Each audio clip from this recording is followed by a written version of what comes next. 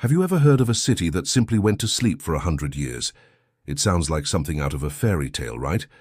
But what if I told you this isn't a story about magic or curses, but a real place, frozen in time by the currents of history?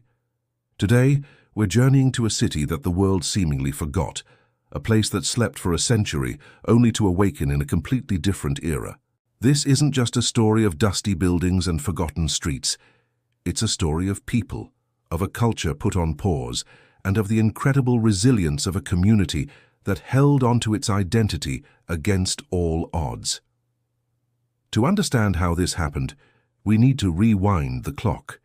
Imagine a bustling, prosperous city at the heart of major trade routes.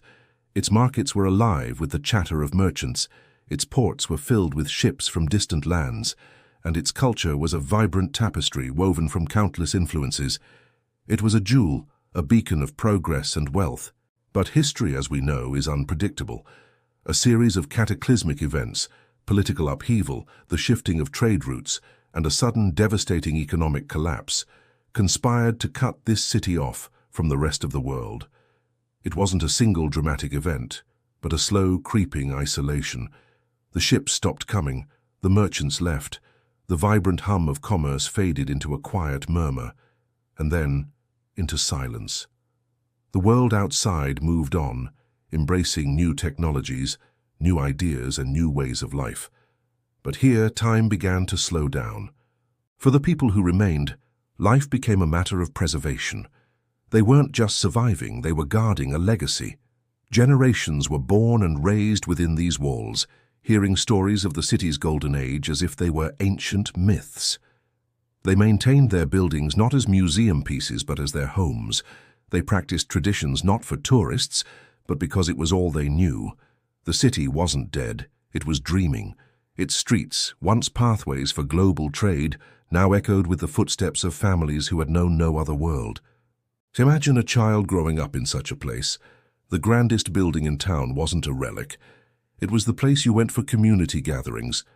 The old fortress wasn't a historical site. It was the best place to play hide-and-seek. Life was simpler, yes, but it was also incredibly rich in a way we might not understand.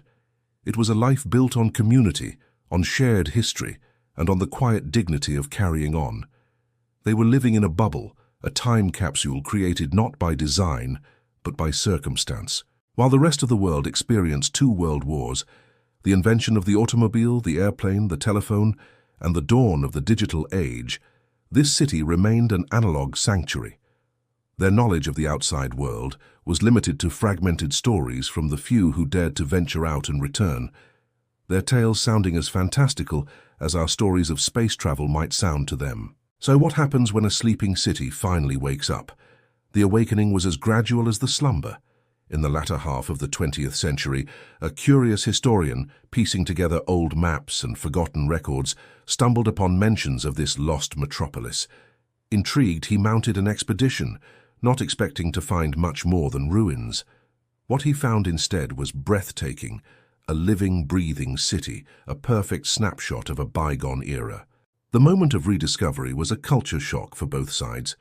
The explorers were stunned to find a society functioning much as it had a century prior.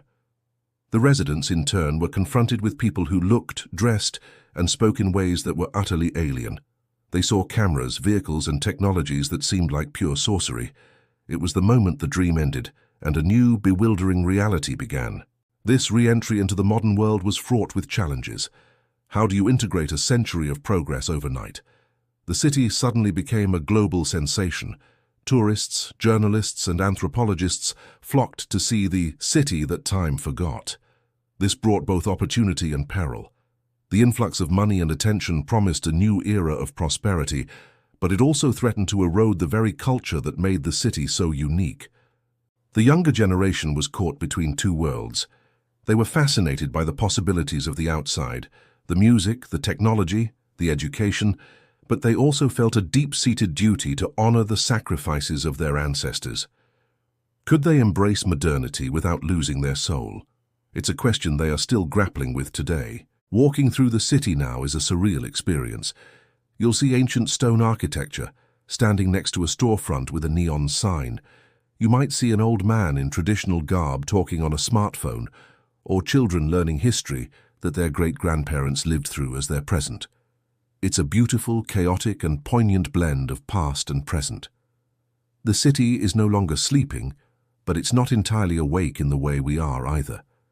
It's in a state of lucid dreaming, consciously navigating its new reality while holding tight to the memories of its long, quiet slumber. This city's story serves as a powerful reminder. It teaches us that progress isn't always linear, and that there's immense value in preservation. It challenges our definition of a thriving society.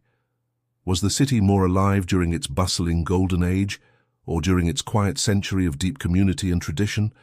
Perhaps the answer lies somewhere in between. It shows us that a culture's strength isn't just in its ability to adapt, but also in its ability to remember. Thank you so much for joining me on this incredible journey to the city that slept for a century. What do you think is the most fascinating part of this story? Let me know in the comments below. And if you love exploring the hidden corners and forgotten stories of our world, make sure to hit that subscribe button and turn on notifications so you don't miss our next adventure. Until next time, stay curious.